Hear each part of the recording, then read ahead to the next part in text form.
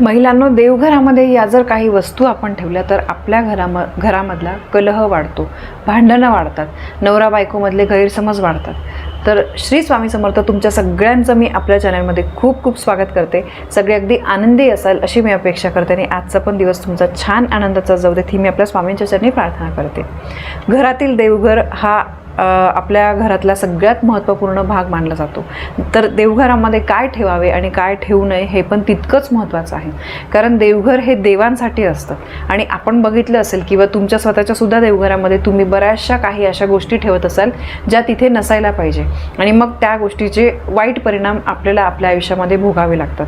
तर त्याच्यामुळे काही नियम देवघराबाबतीत पाळलेच गेले पाहिजे.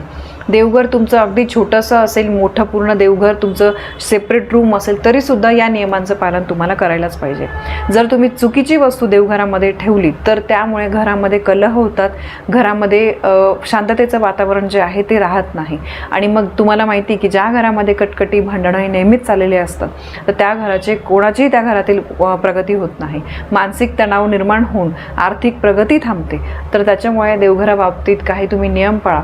तर सगळ्यात महत्त्वाचं म्हणजे देवघरामध्ये तुम्हाला काय गोष्टी ठेवायच्या नाही आहे. तर पहिली गोष्ट म्हणजे खंडित मूर्ती किंवा चित्र.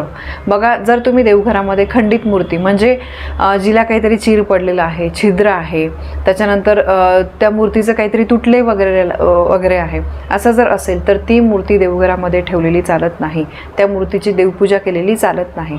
तर अशी जी मूर्ती आहे तुम्ही जर देवघरामध्ये रोज पूजत असाल तर तुमच्या दैनंदिन जीवनातले जे कामं आहे ते बिघडतात. म्हणजे किती पण सोपं काम असेल तर त्याच्यामध्ये तुम्हाला यश मिळत नाही. तर त्याच्यामुळे तुम्हाला जर काही फुटलेले देव असतील, फ्रेम तुटलेली असेल, काच फुटलेली असेल किंवा तुम्ही एखादा कागद लावलेला आहे देवाचा तो फाटलेला असेल तर अशा मूर्ती तुम्ही व्यवस्थितपणे विसर्जित करून त्याच्याऐवजी तुम्हाला नवीन देव स्थापित करायचे. याच्यानंतर दुसरी गोष्ट म्हणजे जे देवघरामध्ये आपण शिवलिंग ठेवतो तर ते अंगठ्यापेक्षा मोठं नसायला पाहिजे. अगदी आपण देवारा मोठा आहे म्हणून छान मोठ्या मूर्ती घ्यायच्या तर देव म्हणजे शोचे नाही आहे. तर देव जे आहे ते आपल्याला नियमांनुसारच ते स्थापित करणं महत्त्वाचं आहे. तर त्याच्यामुळे देवघरातलं जे शिवलिंग आहे तर ते आपल्या अंगठ्यापेक्षा मोठं नसावं आणि बाकी पण इतरत्र ज्या मूर्ती आहेत तर त्या 3 इंचापेक्षा मोठ्या नसायला पाहिजे. याच्यामुळे काय होतं, जर आपण नियमांनुसार देव घेतले नाही तर त्याच्यामुळे घरामध्ये नकारात्मक ऊर्जेचा वास निर्माण व्हायला लागतो आणि देवांची तुम्ही किती पण पंचोपकार पूजा केली तरी पण ती लागू होत नाही. तर त्याच्यामुळे या गोष्टी ज्या आहे याचं तुम्ही पालन केलं पाहिजे. यानंतर तुमच्या देवघरामध्ये बघा कोणतेही रौद्र रूप असलेले चित्र किंवा मूर्ती जे आहे ते ठेवायला नको. आता बघा, कोणत्याही देवी देवतांचं रूप जे आहे ते रुद्र असलेले फोटो जे आहे देवघरामध्ये ठेवायला नको किंवा देवघराच्या खाली ड्रॉवरमध्ये वगैरे इतर कुठेही तुम्हाला ठेवायचे नाही. जसं का बघा माता काली, त्याच्यानंतर हनुमानजी, त्याच्यानंतर नटराजची मूर्ती हे तुम्हाला देवघरामध्ये कधीच ठेवायचं नाही. किंवा बघा नाग असलेली जी महादेवांची पिंड असते तर ती सुद्धा पूजू नये देवघरामध्ये.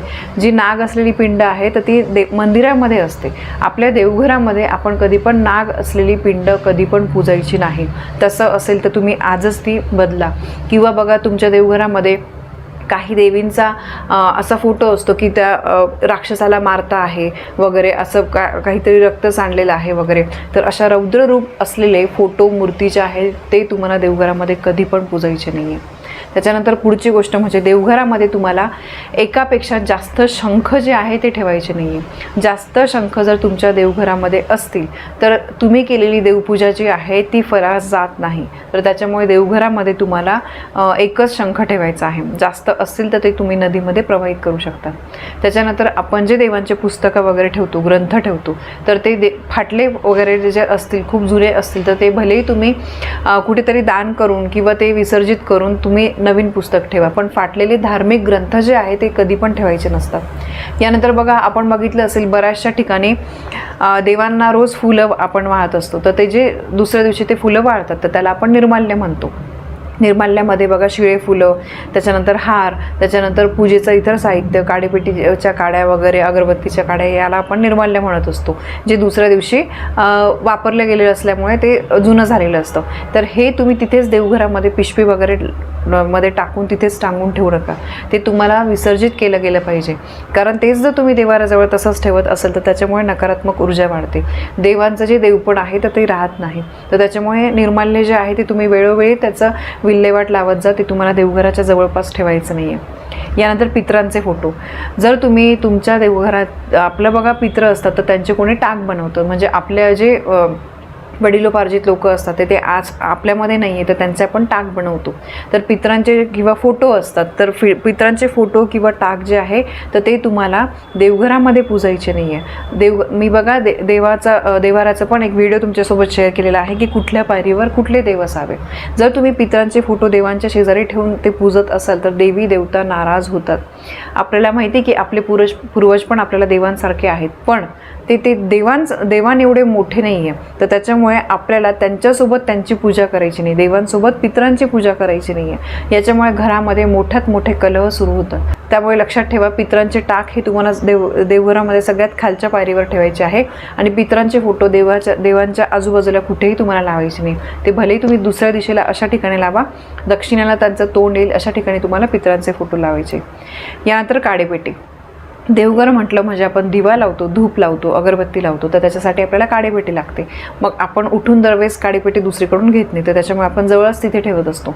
तर देवघराच्या मध्ये तुम्हाला काडेपेटी ठेवायची नाही. तुम्ही भले हाताशी तुम्ही दुसरीकडे खाली वगैरे कुठेतरी ठेवा, पण देवघराच्या जवळ तिथे मध्ये तुम्हाला काडेपेटी ठेवायची नाही आहे. यामुळे घरामध्ये कलह निर्माण होतात. म्हणून ही एक गोष्ट तुम्ही नक्की लक्षात ठेवा. यानंतर पुढची गोष्ट म्हणजे धारदार वस्तू.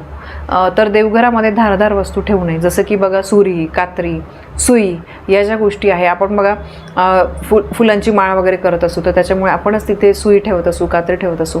तर देवघराच्या मध्ये तुम्ही कुठेतरी कानाकोपऱ्याला सुरी, कात्री, सुई अशा गोष्टी ठेवू नका. तुम्ही भलेही थोडंसं बाजूला ठेवा. तर लक्षात ठेवा, या ज्या गोष्टी आहे, ज्या गोष्टींमध्ये काहीतरी त्या गोष्टी दुसऱ्या कामासाठी वापरल्या जातात, देवांसाठी नाही, तर अशा गोष्टी शक्यतो आपल्याला देवघरामध्ये ठेवायच्याच नाही. देवघराच्या वरती पण बरेचसे लोक काय सामान ठेवतात. देवघराच्या वरती तर असं काही सामान बिलकुल ठेवू नका. तुम्ही देवघराच्या वरती छान तुम्ही पिरॅमिड ठेवा, जो आपल्या केंद्रामध्ये मिळतो, तर तो पिरॅमिड तुम्ही ठेवू शकता. त्याच्यामुळे सकारात्मक ऊर्जा राहण्यासाठी मदत होत असते. तर बघा, देवघर हे आपल्या घरातलं खूप महत्त्वाची गोष्ट आहे. तर त्याच्यामुळे देवघराच्या बाबतीत हे काही नियम पाळलेच गेले पाहिजे. नाही तर आपण 2-2 तास सेवा करतोय, पूजा करतोय, पारायण करतोय आणि अशा चुका आपण करतोय, तर याच्यामुळे आपल्याला काहीही त्या देवपूजेचं फळ मिळणार नाही. तर त्यामुळे या काही गोष्टी ज्या आहेत त्या तुम्ही नक्की लक्षात ठेवा आणि नियमांनुसारच देवघर जे आहे ते तुम्ही ठेवाल अशी मी अपेक्षा करते. तर ही एक अतिशय महत्त्वाची माहिती मला तुमच्यापर्यंत पोहोचवायची होती. माहिती आवडली असेल तर व्हिडिओला लाईक करा, शेअर करा, कमेंट करा.